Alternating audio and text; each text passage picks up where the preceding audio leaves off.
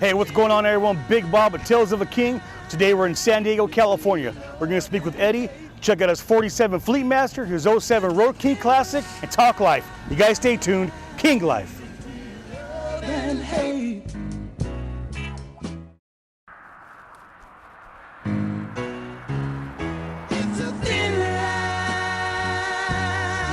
I was running the streets, you know, at the age of 13. Wow. You know, growing up in Logan Heights, it isn't no joke. Right. It isn't a joke, and that time, you know, it was tough. It was tough, and the nice thing was I was able to get out. You know, I got out. Money isn't everything, Bob. You know, that's one thing I learned. Happiness to me is more than that right there is infinity for me.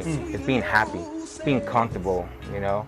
I can always struggle and think about the bills that we have and everything, but you know, I thank God that He changed me to be a better person. What's going on, everyone? Big Bob at Tales of the King. Welcome back to another edition. Today we're in Bonita, California. We're going to speak with Eddie. What's up, Eddie, Bob? thank you for having us, man. No problem, man. We're going to check out his 1947 Fleetmaster. That's right. And his 07 Roadking. Eddie, man, thank you for having us. Now, today's July 10th, so it's July 10th, it's Saturday, but yesterday, the 9th, he celebrated 27 years of marriage. That's right, 27 years of Congratulations, marriage. man, congratulations. Yes, thank you, thank you. Did it fly by? You know what? No. No, it didn't. No, it didn't. But you know what? Thank you for coming out here visiting me and my residence. 27 years. You know, it started back in 1994. Wow. Veronica was my high school sweetheart at San Diego High. Okay. And the nice thing was she didn't like me and I didn't like her. You know what I mean? Yeah. And the cool thing is, you know, we ended up falling in love with one another, you know. We got pregnant our senior year of high school. We have our oldest daughter. Okay. Her name is Sabrina and she's 28. Wow. Yeah, so you know, from there we had an early start of marriage. Mm-hmm. We didn't get married right away. We waited about 8-9 months before we got married. We wanted to make sure we were meant for one another. Right. You know, and you know, as we celebrated our 27th year, I put a story on my Instagram, you know, and I wanted to share, you know, what it took. You know, you know, the struggle's real. Right. You know, the struggle is not easy. You know, fighting for that marriage. You know, fighting to want to be that man and that daddy for my girls. And you have 4 girls? I have 4 daughters. 4 daughters. Wow. I got 4 daughters.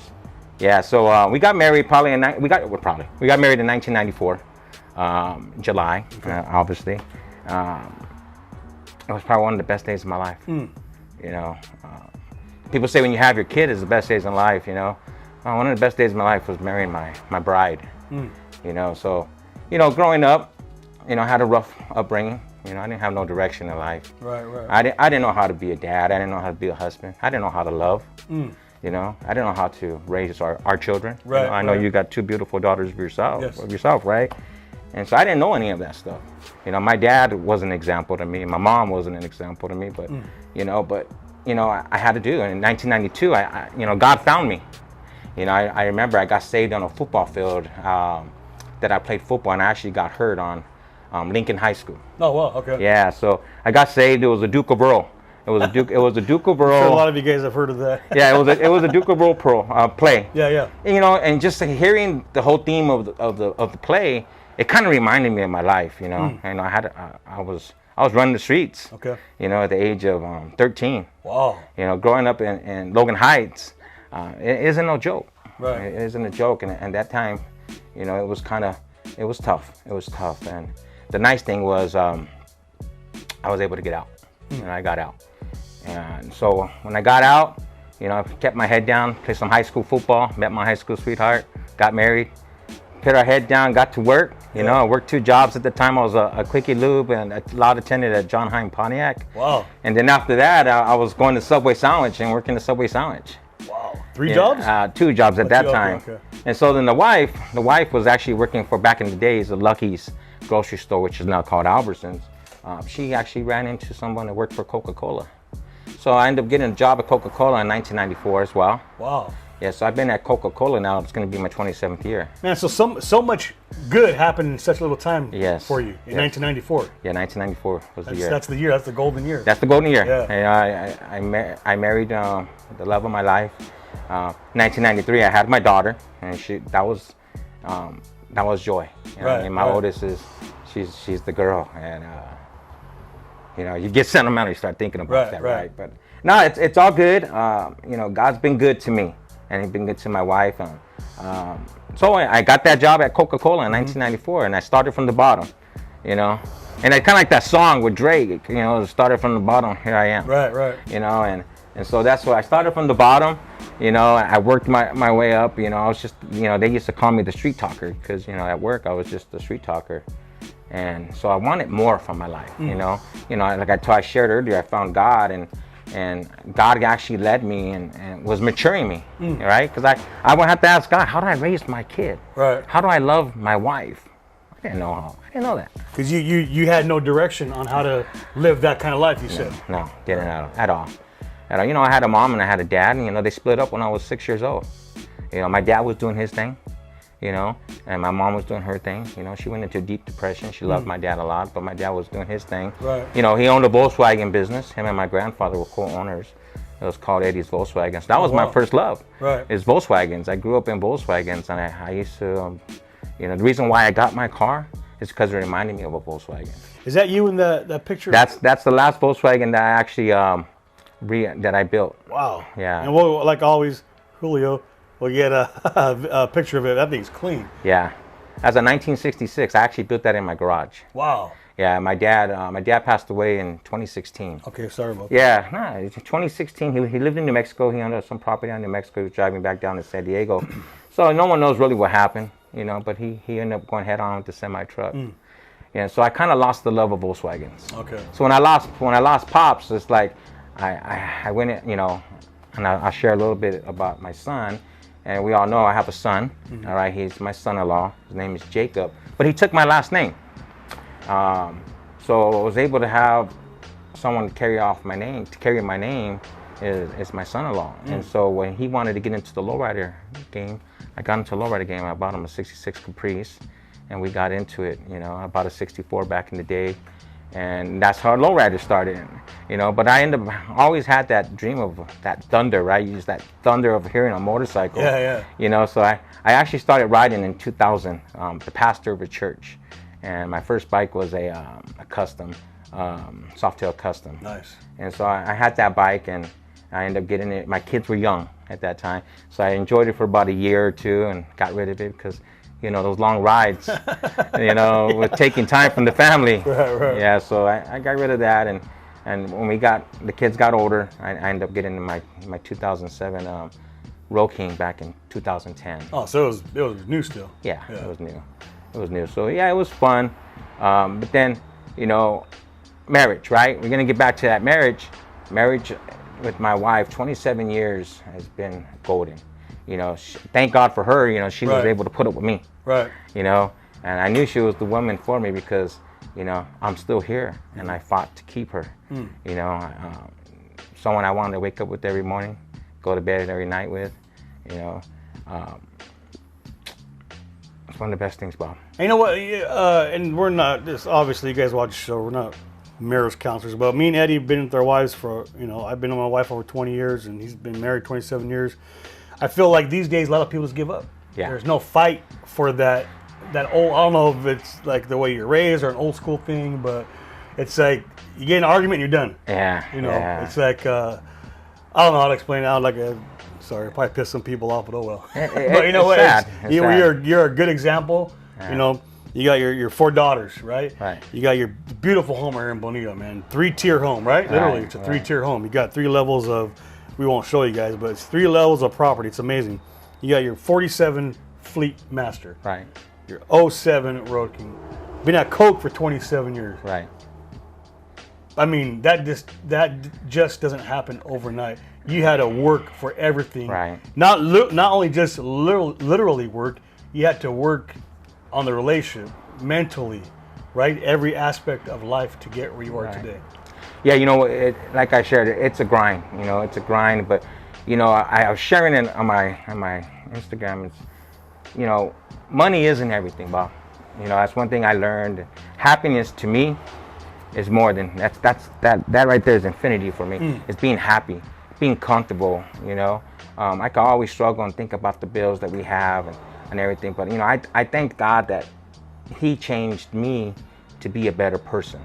You know, 27 years at Coke. I'm a district sales manager there at Coca Cola. I've been there for in San Diego. I spent probably the last 20 years in San Diego. No, I lie. 23 years in San Diego, and I spent 4 years in Rancho Cucamonga.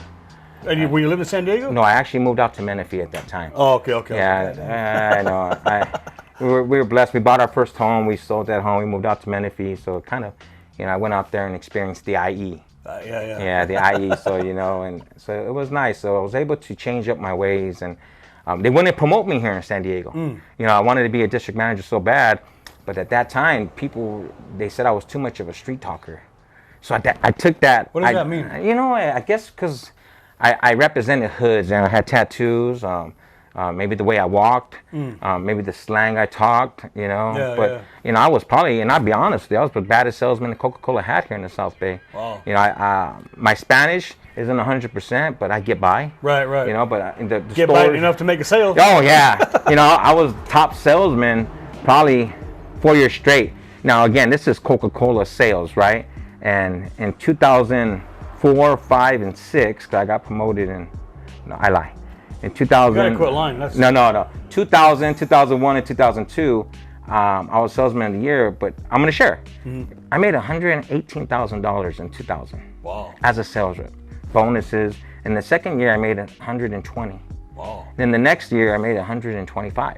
Right. So yeah, at that time, you know, it was a lot of money, right? But taxes got you. You know, I had a home, and you know, I had the toys. I had the toy box. I had the 350 diesel Banks exhaust. We had that. We were going to the desert. We were doing a lot of that stuff. But when I got promoted, they wouldn't promote me here because they said that I was a street talker. So like you said, I said, okay, so I took that and I prayed. You know, because that's just who I am. Right. You know, this is how I am. I wear a white t-shirt or a black t-shirt with Levi's. When I'm away from work, that's how I dress. You know, when I'm at work, I have to wear slacks or a dress shirt or a polo shirt. You know, and I will do my job, right? And you know, my district I manage, my district sells over 250 million cases a year. Wow.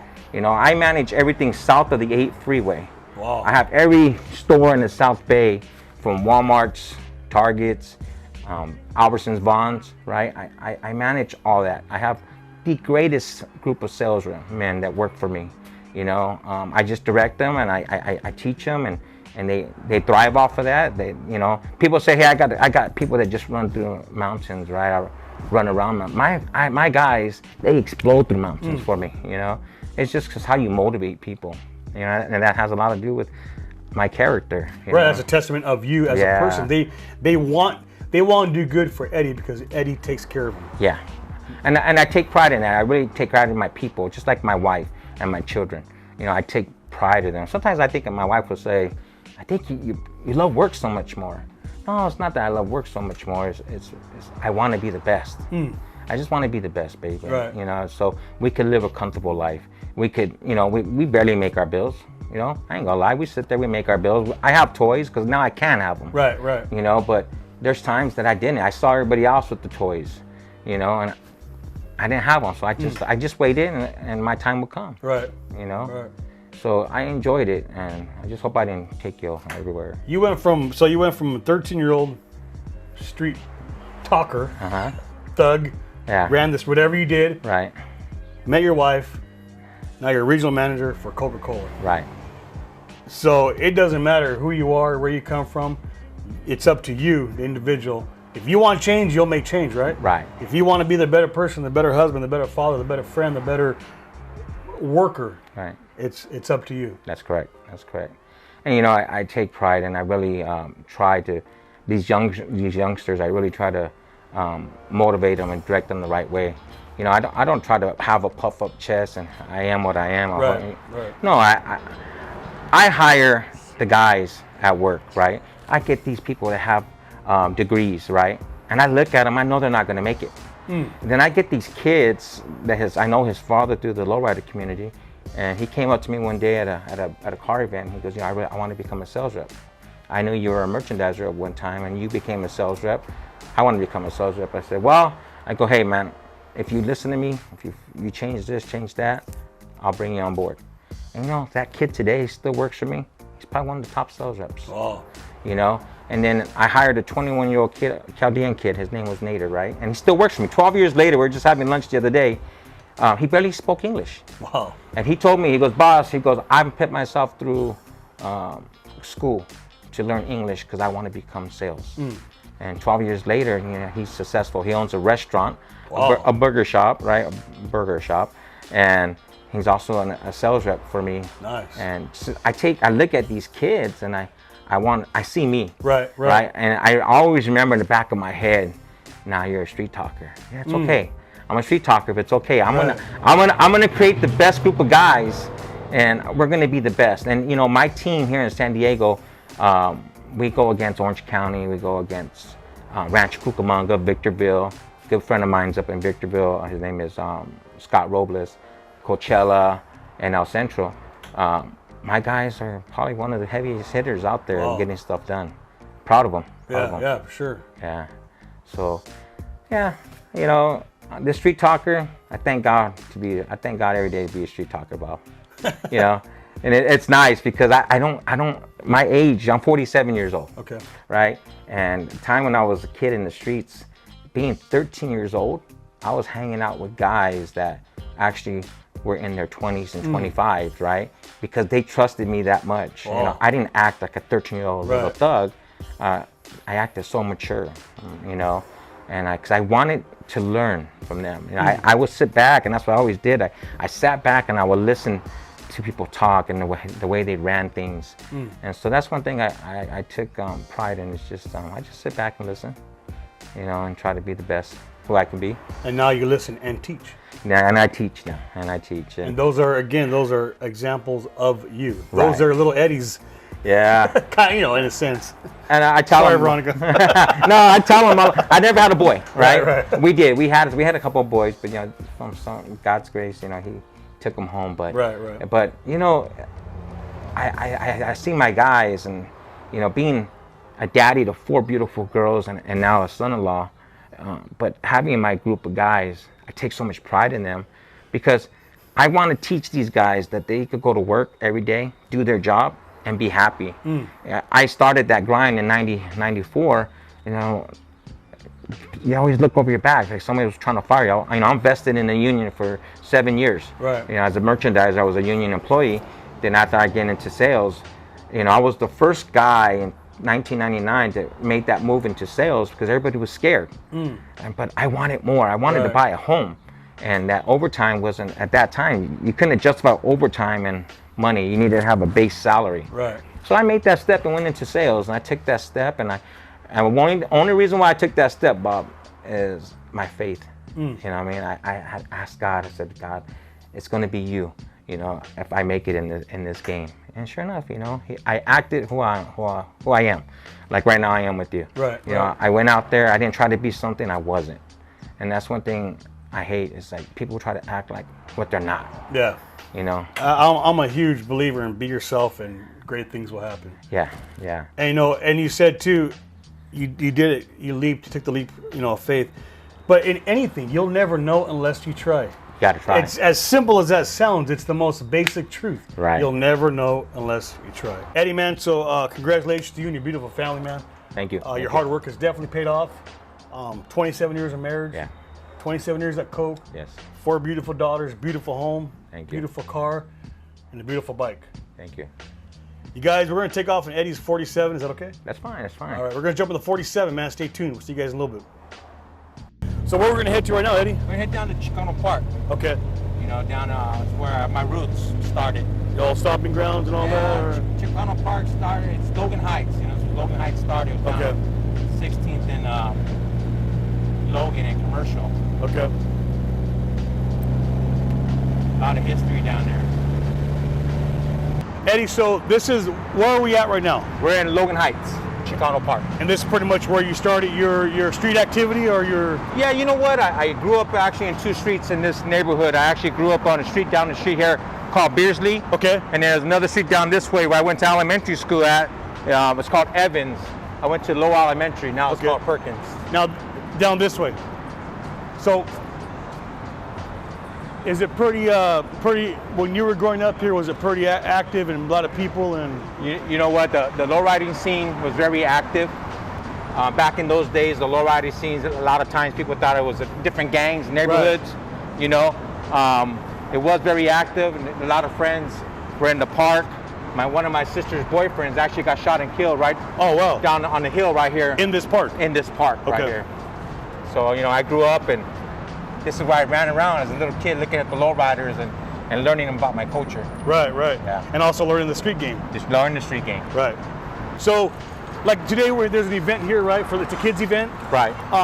As you were growing up, as you were learning the street game, doing your activities and stuff, was it always so cultural like it is? Like, was it always events and?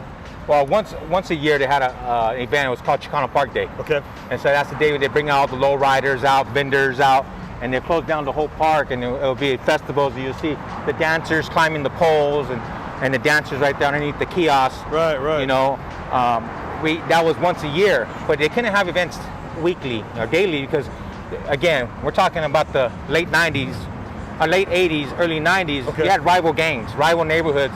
You know, they saw people from Logan Heights out here, they'll do drive-by shootings, right? Okay. And it is what it is. You know, right. I'm talking facts. Right. There's nothing to hide, beat around the bush. It's just, it is what it is. Right. But thank God now that things has changed. You know, car clubs united. We have car clubs out there that have different people, different neighborhoods in the same car club. Oh, so you got people from Logan and you got people from Showtown and even Sherman, all in the same car club. So, you know, they kind of like squashed all that, and now the unity came. People grew up and grew out of it. They grew up and grew out of it. They all do something they enjoy together. Exactly. Because this is popping right here. I mean, this isn't even a big event. Because we, as you guys know, the La Raza runs here every year. This year it's not, 2021. But this park is always filled when there's events. Chicano Park Day is probably one of the biggest events here, Biggest right? event, the biggest event. Now, what was it that when you were doing your thing that, you know what, you were fed up, or what led you to getting out of the streets, I guess you would say? You know, Bob, I was 13 years old when I started. You know, I was in the streets. I ran for the biggest, and I can say it, the biggest person in Logan Heights. I ran for them. I did a lot of things that I'm not proud of, but would I ask myself, would I change it? No, because it built character with me. You know, it taught me to be street smart. You know, I respect that. You know, one thing, I was 13 years old. Those guys were 25, wow. 26, 30. They trusted in me because I wasn't a user. Right. You know, and they trusted me that I could go to different neighborhoods and pass out different bags, you know, and know that they're going to get their money back. Right, you know what I mean? So, yeah, you know what? I learned a lot.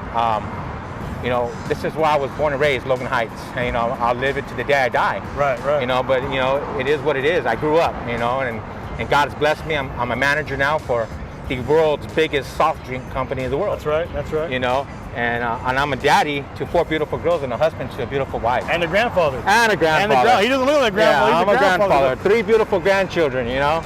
So, well, another question I have coming here, you know, I know you come here quite a bit, right? Yes, I do. Is there any, like, do you ever have any resentment? Like, do you ever come here and like, damn, if I wouldn't have been here that one day, or damn, you know, what ifs, or, you know. No, you know, no resentment. You know, it's just because this is my culture. I was born and raised in this neighborhood. Right. You know, so there's no resentment, but, you know, I do feel like it taught me a lot, you know. And, you know, being here at the La Raza run one year with a truck going down and killing 4 people. Right, right. You know, unfortunately, you know, texting and driving, shouldn't be doing it. That's basically what happened. Unfortunately, he was a military, right? I'm not going to say what brand, right. what branch, but he came off the bridge and smashed 4 people, and that was tough. That's the only resentment I have, really, is that I had to be a part of that, right, right. and I was able to help push that truck off the people. And if you guys haven't seen with the Tales of a King featuring Trip, owner of Volkswagen magazine, we get more in depth in that. That was a terrible day. We were all here. It was an ugly day. Eddie, thank you, my brother. Appreciate you for having us. You guys, man, thank you. We hope you enjoyed another episode of Tales of a King. We're going to get out of here, go grab some tacos. We'll see you next time. King Life.